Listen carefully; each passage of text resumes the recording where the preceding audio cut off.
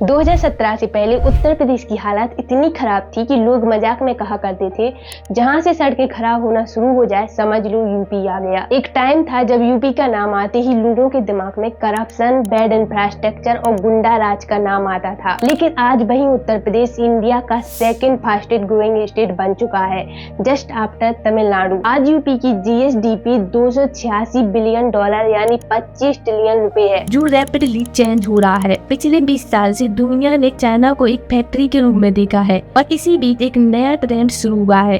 हर company एक नई strategy अपना रही है, चाइना प्लस वन। मतलब चाइना के अलावा भी एक सेकंड बेस होना चाहिए ताकि सप्लाई चेन सेफ रहे। और इस डिस्कशन में हमेशा दो कंट्रियों का नाम आता है, पहली वियतनाम और दूसरा ताइवान। लेकिन इसके बीच एक थर्ड ऑप्शन भी है, इंडिया, जिसका बूम सेंटर बनना है। न मुंबई न चेन्नई, उत्तर प्रदेश एक ऐसा स्टेट जो ओशियन के पास नहीं है, जो किसी भी पोर्ट से 1400 किलोमीटर दूर है, और वो स्टेट जिसे कई लोग एक बैकवर्ड स्टेट कहते हैं। फिर भी यहीं पर सैमसंग की दुनिया की सबसे बड़ी फैक्ट्री है और वीवो की सारी सप्लाई चेन यहीं से होती है, और दुनिया की सबसे बड़ी कारपेट इंडस्ट्री। और अक्टूबर 2025 के बाद यही होगा एशिया का लार्जेस्ट कार्गो एयरपोर्ट। तो सवाल ये उठता है कि जिस स्टेट को इंडिया के बीमारू स्टेट में काउंट किया जाता था, वो कैसे इंडियन स्टेट में एक सबसे बड़ी कमबैक स्टोरी बन गया है। चलिए जानते हैं आज की इस वीडियो में।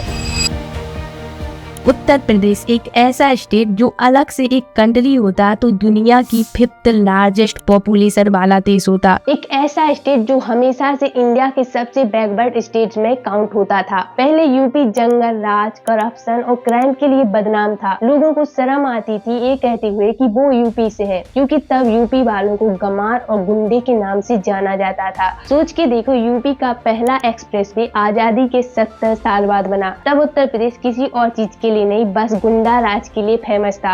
हर डिस्ट्रिक्ट में क्राइम, दंगे आम बात थी, क्योंकि यहाँ हिंदू मुस्लिम पॉपुलेशन की डेंसिटी बहुत ज्यादा है। लेकिन आज वही उत्तर प्रदेश अपने लॉ एंड ऑर्डर के लिए फेमस हो चुका है। 2011 और 12 में यूपी का क्राइम रेट 96 था, जो 2017 तक बढ़कर 130 तक पहुंच गया। इसी वजह से फॉरेन इन्वेस्टर और बड़े बड़े बिजनेस यूपी में कभी कदम ही नहीं रख पाए। Poor infrastructure, weak law and order और करप्शन ने यूपी को सबसे पीछे छोड़ दिया। 2017 तक स्टेट में सिर्फ 400 किलोमीटर का एक्सप्रेस भी था और एजुकेशन का भी बुरा हाल था।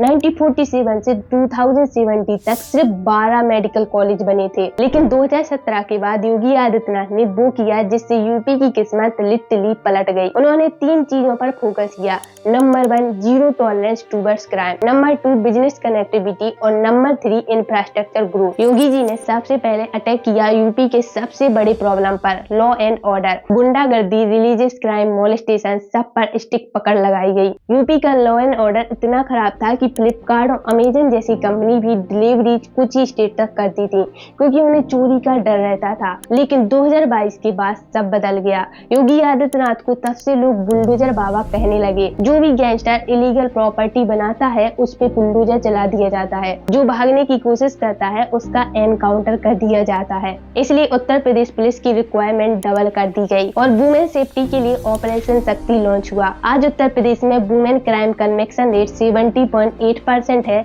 जबकि नेशनल एवरेज सिर्फ 25.3% है। लॉ एंड ऑर्डर इंप्रूव होते ही बिजनेस के लिए नए डोर्स खुल गए। एफडीआई बढ़ा, स्टार्टअप्स को प्रमोट किया गया और गवर्नमेंट ने फंडिंग और स्कीम के जरिए एंटरप्रेन्योर्स को बूस्ट किया। 2018 में जहां UP ease of doing business की रैंकिंग में 12th पर था, वहीं सिर्फ 2 साल में 2nd पोजीशन पर आ गया। और इंफ्रास्ट्रक्चर में तो कमाल ही कर दिया। उत्तर प्रदेश की हमेशा से एक ही प्रॉब्लम रही है, उसकी जियोग्राफी, क्योंकि यूपी एक ऐसा स्टेट है जो चारों तरफ से लैंड लॉक है और इसका कोई डायरेक्ट ग्लोबल एक्सेस ही नहीं है। और सबसे नजदीक पोर्ट था मुंबई, जो यूपी से 1400 किलोमीटर दूर है। इसलिए उत्तर प्रदेश हमेशा पीछे रह गया। फिर सरकार ने एक प्लान बनाया, अगर हम समुद्र के जरिए अपने प्रोडक्ट्स को नहीं बेच सकते तो इसका एक अल्टरनेटिव निकालना होगा। इसलिए यूपी गवर्नमेंट ने इन प्रोडक्ट्स को बाय एयर एक्सपोर्ट करने का प्लान किया। भारत के हर एक स्टेट स्टेट में एक दो सिटी होती हैं जो उसके ग्रोथ में सबसे ज्यादा कंट्रीब्यूट करती हैं, जैसे कर्नाटका की बेंगलोर जो अकेले पूरे स्टेट का 45% कंट्रीब्यूट करता है,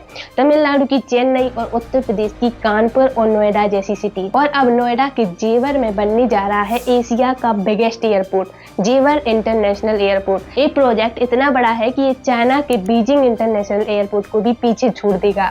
इसका बजट 30,000 करोड़ है और ये दुनिया का 4th लार्जेस्ट और एशिया का बिगेस्ट एयरपोर्ट होगा। और इंटरेस्टिंग बात ये है कि ये किसी मेट्रो सिटी में नहीं है, ये यूपी के एक जेवर जैसी छोटी जगह में बन रहा है। ये एयरपोर्ट IGI इंटरनेशनल एयरपोर्ट से सिर्फ 72 किलोमीटर दूर है। इस प्रोजेक्ट को 2021 में अनाउंस किया गया था और इसको बनाने की जिम्मेदारी मिली स्विट्जरलैंड के ज्यूरिच एयरपोर्ट ग्रुप, जो यूरोप का बेस्ट एयरपोर्ट माना जाता है। इसमें 6 रनवे होंगे जहां से रोजाना 1000+ फ्लाइट टेक ऑफ करेंगी। एयरपोर्ट कम्प्लीटली डिजिटलाइज्ड और पेपरलेस होगा। और एक और स्पेशल बात, इसमें एक पूरा का पूरा टर्मिनल इंपोर्ट और एक्सपोर्ट के लिए डेडिकेट होगा। इन शॉर्ट ये इंडिया का सबसे बड़ा एक्सपोर्ट और इंपोर्ट हब बनने जा रहा है और इसके पीछे एक बहुत बड़ा मैसिव प्लान है। पहला है, इसकी वजह से एयर ट्रेवलर्स की नंबर्स इंक्रीज होंगे। दूसरा, IGI इंटरनेशनल एयरपोर्ट का लोड कम होगा। और तीसरा, बेस्ट यूपी के लिए एक बहुत बड़ा ब्लेसिंग होगा। इसके आने से उत्तर प्रदेश की आगरा, मथुरा, वृंदावन, अलीगढ़ जैसे बड़े बड़े सिटीज को ग्लोबल कनेक्टिविटी मिल जाएगी, जिससे इन शहरों के बिजनेसेस को एक्सपोर्ट इंपोर्ट में काफी तेजी आएगी। आज यूपी में ऑलरेडी 4 बड़े इंटरनेशनल एयरपोर्ट हैं। पहला लखनऊ, दूसरा अयोध्या, कुशीनगर और वाराणसी, जो पूरे ईस्ट यूपी को कवर करते हैं। लेकिन बेस्ट यूपी पूरी तरह IGI एयरपोर्ट पर डिपेंडेंट है। अब जेवर इंटरनेशनल एयरपोर्ट के आने की वजह से ये प्रॉब्लम खत्म हो जाएगी। ये एयरपोर्ट यूपी के one district one product model का भी हिस्सा है, जो इसे डायरेक्टली दिल्ली, आगरा, मथुरा, वृंदावन और आगरा लखनऊ एक्सप्रेस वे से कनेक्ट करता है। और इस एयरपोर्ट के आसपास बहुत सारे इंडस्ट्रियल हब है, जैसे अलीगढ़ जहां भारत के 75% लॉक्स बनते हैं, फिरोजाबाद जहां भारत की 70% अनऑर्गेनाइज्ड ग्लास इंडस्ट्री है, आगरा जहां से 75% फुटवेयर निकलते हैं, मुरादाबाद जहां से 40% हैंडीक्राफ्ट एक्सपोर्ट होता है। पहले इन सिटीज के पास अपने बिजनेसेस को ग्लोबल लेवल पर एक्सपेंड करने के लिए डायरेक्ट रास्ता नहीं था, लेकिन अब एयरपोर्ट उनके लिए दुनिया के लिए दरवाजा खोल देगा। उत्तर प्रदेश के पास सब कुछ है। पॉपुलेशन, भारत की सबसे ज्यादा पॉपुलेशन उत्तर प्रदेश के पास है। फर्टाइल लैंड, उत्तर प्रदेश के पास इंडिया की सबसे ज्यादा फर्टाइल लैंड है और स्किल आर्टिस्ट की तो कमी ही नहीं है। सिर्फ एक चीज नहीं थी, वो था ग्लोबल एक्सपेंड करने का रास्ता, क्योंकि यूपी पूरी तरह से लैंडलॉक है और ना इसके पास सी पोर्ट है और ना ही कोई डायरेक्ट रास्ता है जो इसे ग्लोबल लेवल तक कनेक्ट कर सके। इसलिए जेवर इंटरनेशनल एयरपोर्ट इस बैरियर को खत्म कर देगा और यमुना एक्सप्रेसवे के जरिए यूपी का टूरिज्म भी डायरेक्ट बूस्ट होगा। तो दोस्तों, ये थी आज की वीडियो। अगर आपको वीडियो पसंद आया हो तो लाइक, सब्सक्राइब और शेयर जरूर करें। मिलेंगे अगले ऐसे ही इंटरेस्टिंग टॉपिक के साथ।